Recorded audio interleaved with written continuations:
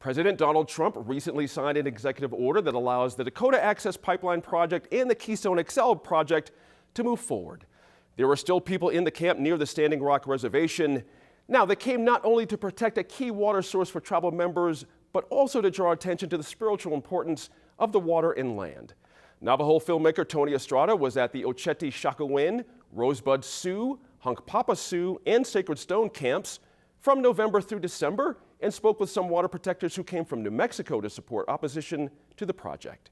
Some brought food, supplies, and members of their community, and they spoke about the connections they feel to this national and now international issue.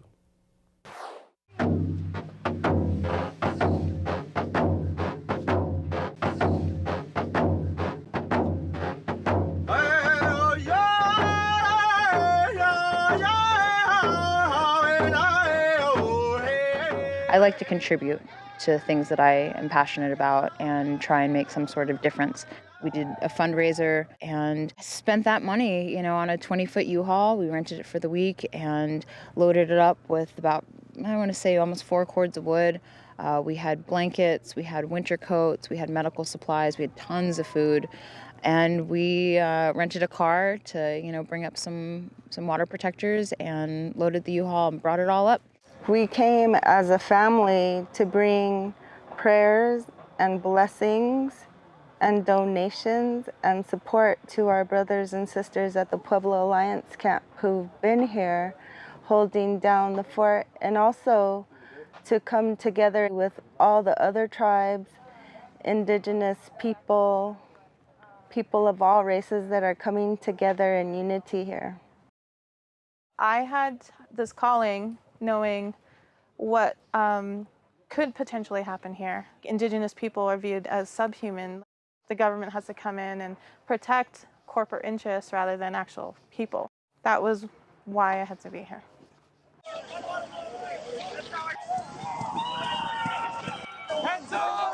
It was definitely shocking to see, the amount of force that was used on peaceful protesters. This is all for water rights and oil companies. Drilling under our main water sources is gonna hurt drinkable water for not only the reservation here in Standing Rock, but for people who live along down the Mississippi.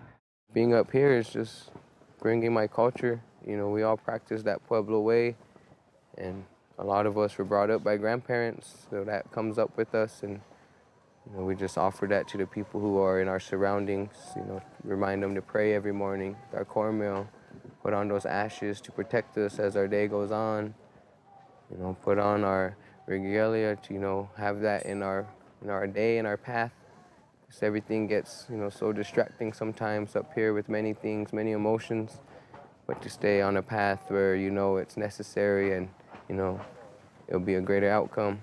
There was a child that came in and it felt so good because amidst of all the chaos and all this stuff that's going on, just to have a time to hold a kid and realize that, this whole reason is for you, your great-grandkids, for you to share this experience. And, a 5-month-old eyes is just so magical. It just takes everything away. All my people stand up and fight. It's all right. Yeah, hey, yeah, yeah.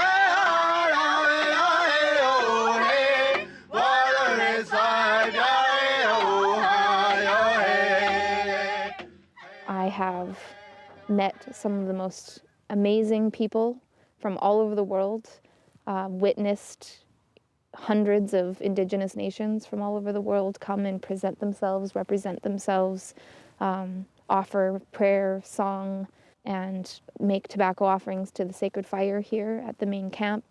And I've witnessed a gathering like none other. I've been there to Standing Rock, and what I saw was just everybody coming together, uniting and praying, and everybody was praying for the same thing. And I'd like to see that continue, not just at Standing Rock, but a lot of the different indigenous peoples have a lot of the same issues, and I think we have a bigger voice if we stand together.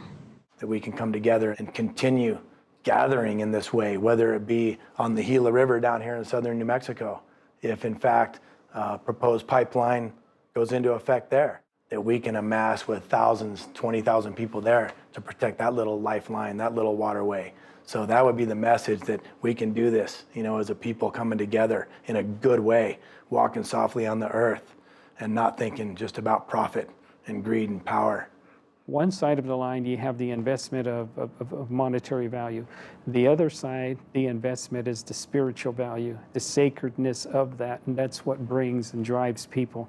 No different than the earlier part of this, the history of the Americas, where people boarded boats to come over here is seeking religious freedom, places to worship. And it just seems like somewhat contradictory that Native people cannot have places of worship and places where they can have sacred opportunities to communicate with their higher power.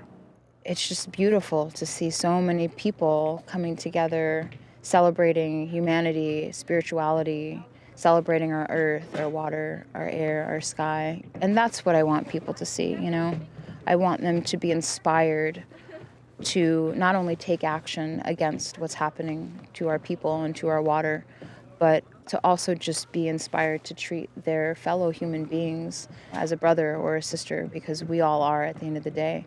We're all relatives.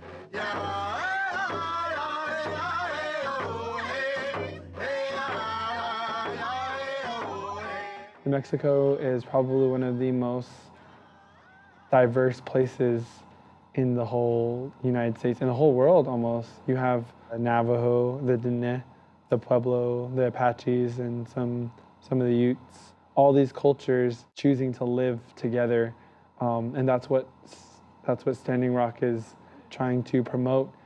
We're all human beings, and it doesn't matter where you come from or the color of your skin.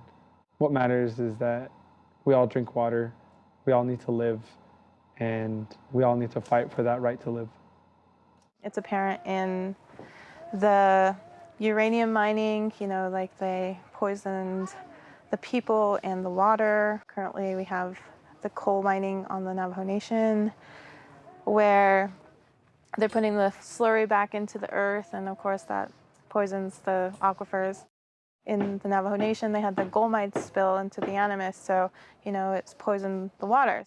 Some of the concerns that we will have with Trump coming in and his administration, some of the drumming that we hear on the ground level is the transportation of uranium, whether it be plutonium rods or maybe raw materials traveling in on federal highways that crisscross the Navajo Nation.